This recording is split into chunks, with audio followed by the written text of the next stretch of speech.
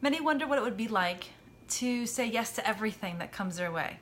And while that might be a path for some of you, I think that some of us, other people, need to try a different strategy. So I have a friend who is going through a lot of changes, and it's like, do I do this or do I do that? Do I buy a car? Do I not buy a car? Do I buy a house? Do I not buy a house? Do I rent?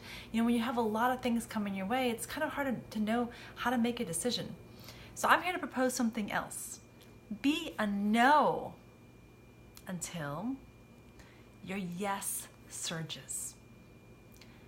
Being a no frees you up. It allows you to go, okay, close that door and wait for it. Wait for your yes to come up. Now, in a session, with people that come see me do one-on-one stuff, I find that when I ask them, you know, would you like me to play with your hair, or would you be okay with me playing your hair, touch your face, the little things that I do, the micro touch, and sometimes they'll say, okay, fine, sure, all right.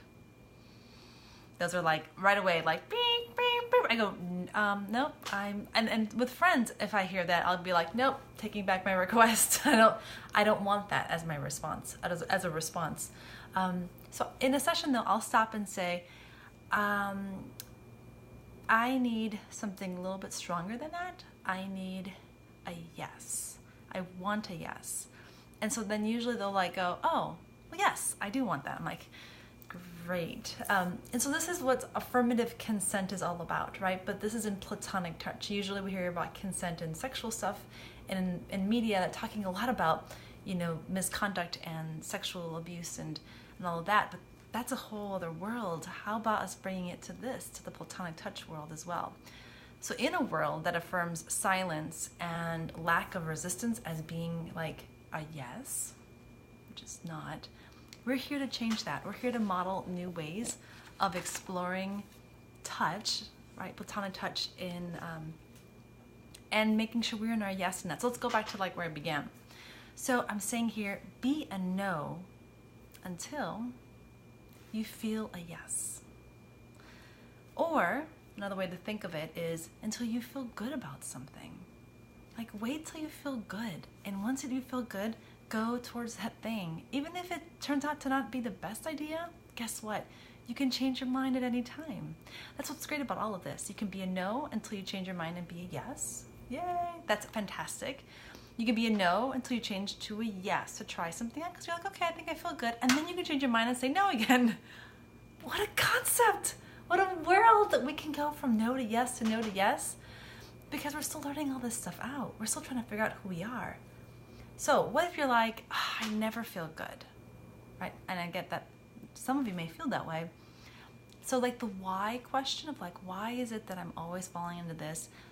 That concept I think belongs to a counselor or a therapist or someone who can help you address like what is behind that. So us who do platonic touch and cuddling, that is not our expertise to kind of unfold and do that. And at the same time, we are still here to honor where you're at, right? So if you're like, I don't know, then we make it a no, and that's okay until you find that yes. And so we can honor that no.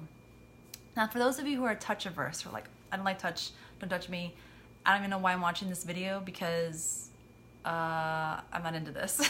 I don't even know why you made it this far either. But let's say that's where you're at, but you're like still intrigued. I want to tell you that that's why I created Retouch, which is my rehabilitative touch therapy, which allows people to go from, okay, I kind of want to explore this thing called touch, but I don't know how, and can you take me through like the little baby steps? And we do that. We don't start with touch. That's not where we begin in that work. It starts with other things, which I'll leave to your imagination. So going back now, we're finishing up here, wrapping it up. Feeling good is a right. Yes, you. It is your right to feel good. It's not just a privilege for some, it's for everyone. So just know that first. Own your feel good. Hear that? Own it, it's yours. Own your yes. When it surges, own it. Let it surge. Wait for it. It's okay. It'll come when it's ready. Just wait. That's it. Hope to see you in a session. If not, find someone near you. And if not, in life, do this. Be a no until you are a clear yes. Love y'all. Bye.